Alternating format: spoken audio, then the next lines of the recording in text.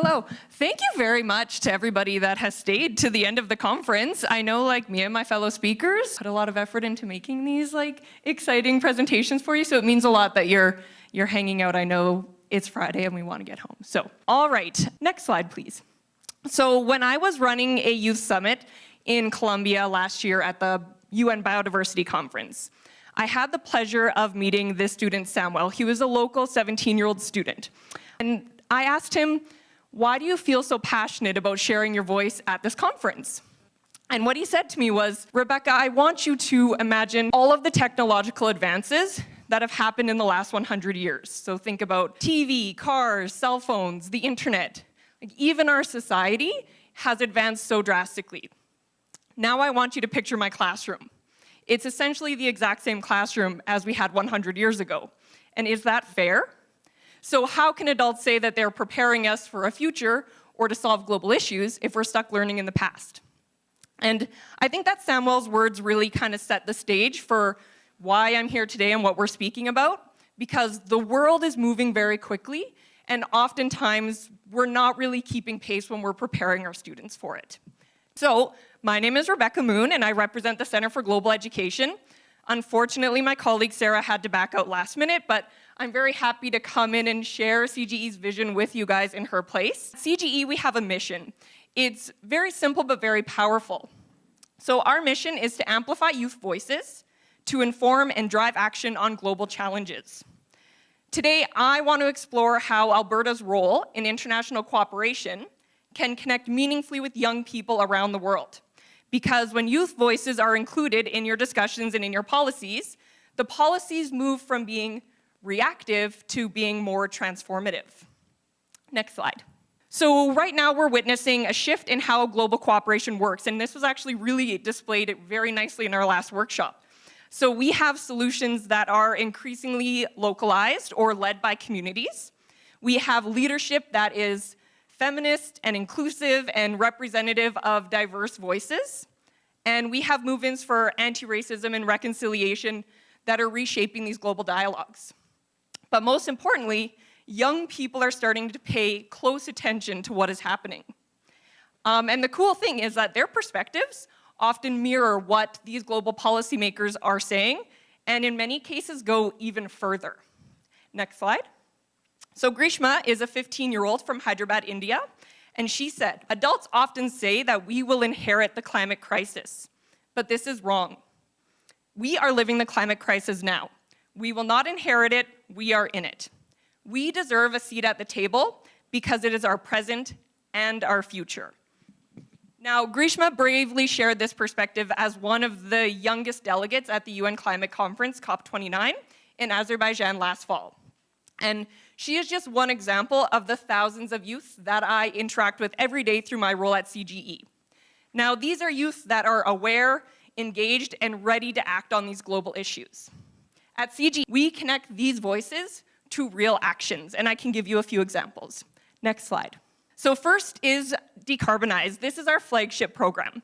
Decarbonize is the world's largest multilingual school-based program for climate education, advocacy, action, and art. We use virtual technology to bring together students age 5 to 18 and to share their lived experiences in climate change. We center them in digital climate learning, increase empathy and perspective taking, and improve action. Through months of learning and collaborating online, they develop their perspectives on these global climate change issues. Then, through a series of international partnerships between Global North and Global South schools, we have them interact more deeply with the specific issues and actions that are happening. Next slide. Over a 48-hour weekend, we run a write-a-thon where all of the students join us virtually and they co-author the Child Climate Manifesto. So this outlines their demands for action for the year. Then we have a selected group of youth travel with us to the UN Climate Conference to present this paper on various stages throughout their time there. But that's not actually the end of the project. So the project culminates when these students return home and implement their student action projects. Now, these can range from building compost bins to raising money for solar panels to doing energy audits on their division buildings. Decarbonize really helps students connect the idea of local action and global action, and help them see that when they take actions and they're sharing it with like-minded youth around the world, they can start to see real change.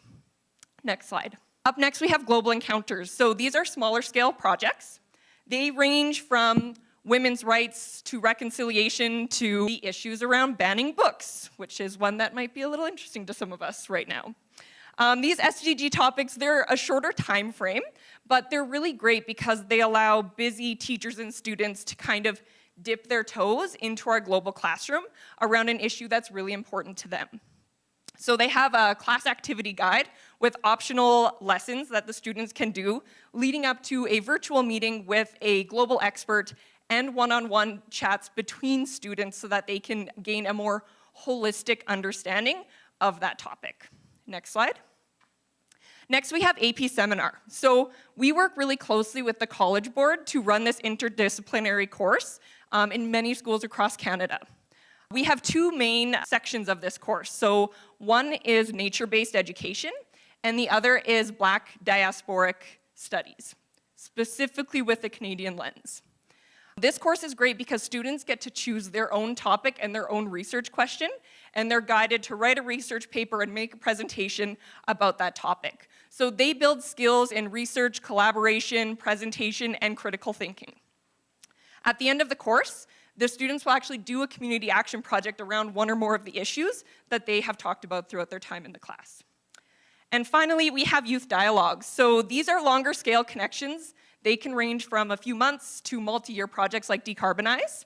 They are in focuses other than climate change and biodiversity. So a recent project that we have actually currently running with the Red Cross is around international humanitarian law, where students connect and learn about some of the current issues that are happening around the world. Another really successful one that we had a couple years ago was connecting GSA clubs across Canada, or Gay Straight Alliances. So these students came together and they co-authored the Pride Guide. So this was a document that was actually adapted by the Government of Canada and is shared still widely with many teachers. It's a youth-focused document that helps teachers know how to make their classrooms more safe and more accessible to all genders and all sexualities. Next slide. Nesta, 16-year-old from Kenya, kind of said it perfectly. So he said, before Decarbonize, I was just an ordinary student waiting for the future to come to me. The future was promised to be prized and loved. But after learning and connecting with other students, I found that I'm taking the future into my own hands and I'm taking action. So it's just too often that we hear from our students that they are being taught to instead of being taught with. So they learn about something and then they move on right away. They don't have time to engage deeply with that topic and to create solutions around that topic. What happens then is that children start to feel like they don't have power, that their voice doesn't have power, or that their actions are too small. And that couldn't be farther from the truth. So I would argue that children are often actually the most powerful voice in a room. Next slide. A great example is Sean. So Sean came to us from a community in northern Saskatchewan called Waterhen First Nation. When he joined our program, he was not on track to graduate from high school or go to university. Honestly, his teacher kind of dragged him along to the summit, but that was 3 years ago. And today, Sean is an international speaker for Indigenous mental health and climate action. He said this really great quote of, no matter how small you think your voice is, it can make a difference. I am here and I am going to use my voice. And I can't tell you the kind of power that his voice can bring to a UN panel discussion. He brings accountability and action to these discussions that can sometimes feel very performative. Next slide. So including children and youth in decision-making doesn't just inspire, it informs policy and priorities on the Sustainable Development Goals. Through CGE, Alberta organizations gain access to all of these global perspectives, and this ensures that local initiatives reflect global thinking and vice versa. Next slide. That one's looking a little weird. Okay, sorry. This raises some important questions. So first off, how can Alberta organizations amplify the voices of those most impacted, including children? And what would it look like to co-create solutions with youth around the world? So I challenge you all here today, those of us who are left, to bring this back to your organization and make a plan to include youth. It could be youth summits, it could be advocacy councils, it could be organizing a dialogue, it could just be engaging on social media. You would be stunned by those well-rounded and intelligent ideas that these kids can bring to your discussions. Next slide. I'm almost done, I promise. Student voices are not just inspiring, they are essential. So CGE exists to ensure that those voices are heard and acted upon. And to close out, I think Olivia kind of wraps it up very beautifully. She's a 16-year-old from Ontario. And she said that the future is in the hands of both children and adults. We as youth are ready to lead, innovate, and act. Don't wait for us to grow up to make the changes necessary. We are here now, and we are ready to fight for a sustainable future. It's time to listen to us, for the future of the Earth is in the hands of everyone. And finally, I invite you all to engage further. Our website is cgeducation.org, or follow us on all of our socials. I just hired a new social media manager, so if we got a few more follows, that would make her very happy. And thank you very much for taking the time to listen today. Thank you. Amazing.